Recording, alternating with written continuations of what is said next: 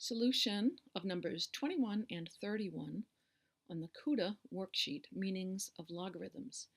The problem asked us to evaluate an expression. We say log base 4 of 64. So the steps that I use to evaluate logarithmic expressions is I first set the expression equal to x. Now I have a logarithmic equation. I want to write my logarithmic equation as an exponential equation. And how I do that is I take my base, which is 4, I raise it to whatever is on the right-hand side of the equal sign. So I'm going to say 4 to the x equals 64. So that's how I write a logarithmic equation as an exponential. 4 to the x equals 64. So now I solve this equation using mental math if possible. Off the top of people's heads, they probably don't know 4 to what power is 64. They typically don't know that. So another strategy is you can rewrite both sides of the equation using the same base of 4. And you can just experiment with your calculator. 4 to the first power is 4, so that's not it. 4 to the second is 16. 4 to the third power, though, is another way of writing 64. Now you'll notice that both bases are equal, so we simply set our exponents equal. I get that x equals 3. But then you want to go back. What was x? There wasn't an x in the original problem. Remember, x is what I had set the original expression equal to. Therefore, my original expression is now evaluated. Log base 4 of 64 equals 3. So that's how I evaluate logarithmic expressions without a calculator.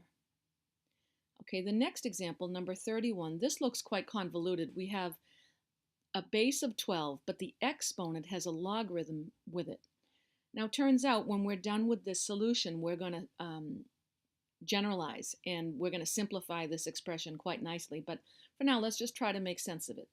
So what I do is I set my original expression equal to x, just like in the previous example.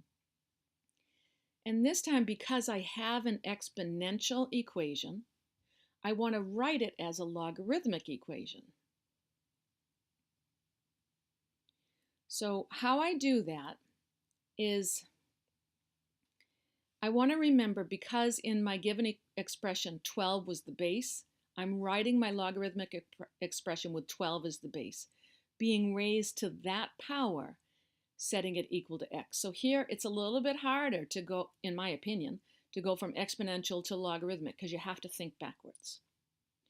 But I've done that. Now that we've got the same log, notice I've got log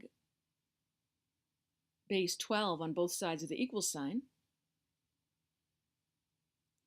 Then it's just a matter of setting the expressions equal.